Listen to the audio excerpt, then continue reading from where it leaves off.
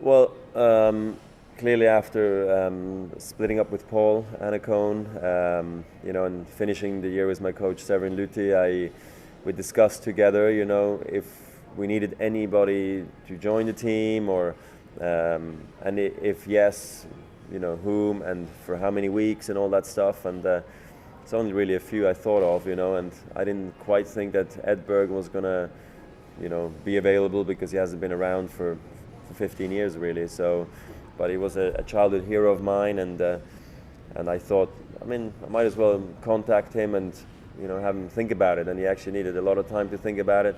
He wasn't sure at all, but he was very flattered, and so he came to Dubai and joined us with my coach Severin, and we spent a good week together. And then I saw him again the other day, and we just discussed if this was now something he was actually excited about.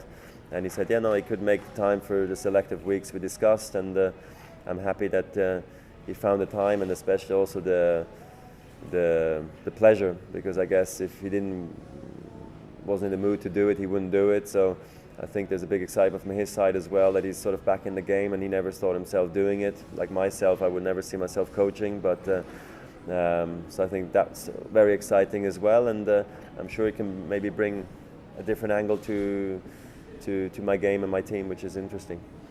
Yeah, what is he going to do? We probably think he's going to probably do 10 weeks, so much less than what other coaches have done in the past who have joined me. So I don't see him as much as a coaching role, more as an inspiration, a legend joining my team, and just spending time and talking, and discussing really with Severin Lüthi, my coach, and just going through things like that. So we both still don't quite know exactly what it's going to be like. He's going to come to Melbourne at one point in a couple of weeks, so we're excited for that to come around then for the tournament over there. So that's what it is. Pretty simple, and no big expectation as such, but we want to have a good time together. I don't know when it came about for him, but I always had former players, with Lundgren and Higueras and Anacone, and then Severin.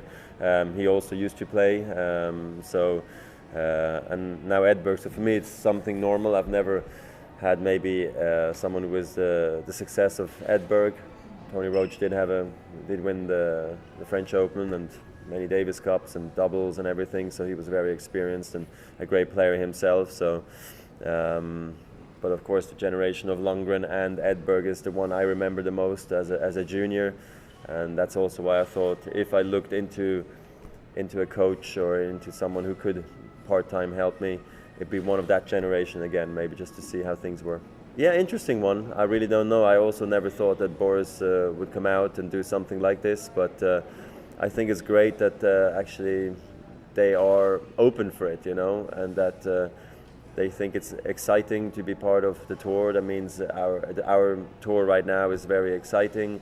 The men's game is doing well. We have record numbers everywhere we go in terms of spectators, and then he commentates a lot, Becker as well. I see him, for Sky in England or the BBC, and I see always he's quite pumped up around the event. So maybe also he was just waiting for that phone call from someone, and Novak did that. So I think it's good for the game that he's in part of it now again.